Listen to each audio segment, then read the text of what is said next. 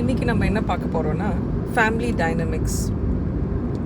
ஒரு ஃபேமிலியில் சிப்ளிங்கோட கனெக்ஷன் கடைசி வரைக்கும் இருக்கணும் அப்படின்னு பேரண்ட்ஸ் நினைக்கிறது ஒரு இயல்பான ஒரு விஷயம். ஆனால் நம்ம எங்கே தப்பு பண்ணுவோன்னா, அந்த சிப்ளிங்ஸ்க்கு எல்லாருக்கும் கல்யாணம் ஆகிற பட்சத்துலேயும் அந்த சிப்ளிங்கோட பாண்டிங் தான் ரொம்ப இம்பார்ட்டண்ட், அதுக்கு ப்ரையாரிட்டி கொடுக்கணும் அப்படின்னு எம்ஃபசைஸ் பண்ணுறப்போ அவங்க கட்டியிருக்க பார்ட்னரை கொஞ்சம் பேக் சீட் எடுக்கிற மாதிரி ஆகிடும். ஸோ ஃபேமிலிஸ் என்ன போதிக்கணும்னா, sibling bonding is extremely important. Okay, அதே சமயத்தில் கமிட்மெண்ட்டுன்னு சொல்லி உங்கள் லைஃப்குள்ளே நுழையிற பர்சன்ஸு நீங்கள் நல்லா பார்த்துக்கணும். அவங்க தான் உங்கள் ப்ரையாரிட்டியாக இருக்கணும்.